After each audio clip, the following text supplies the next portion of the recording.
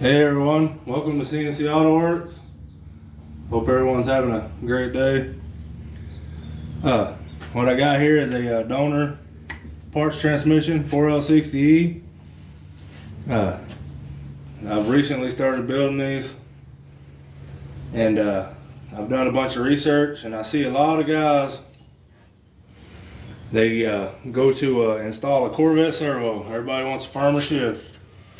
This is a stock servo, but they go to install a Corvette servo. A lot of guys like to be cheap. They buy just these two parts, and they put it all in, and they go to drive the truck, and they figure out real fast, man, I don't have no overdrive. I don't have fourth gear.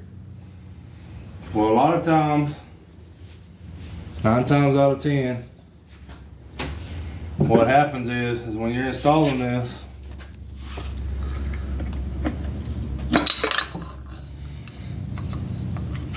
you got the fourth piston, and what happens is these guys will turn it this way. If you turn it with this shoulder towards the inside, towards the transmission, you will not get overdrive.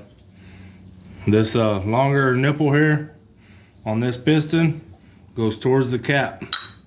If you get that flipped around backwards, you will not have fourth gear band will not apply.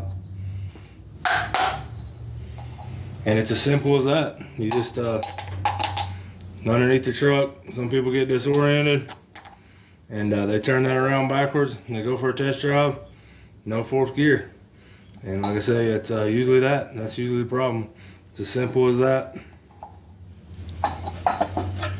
That's gonna do it for this video. Hopefully it helps somebody. Thank you for watching. Till next time, we'll catch you later.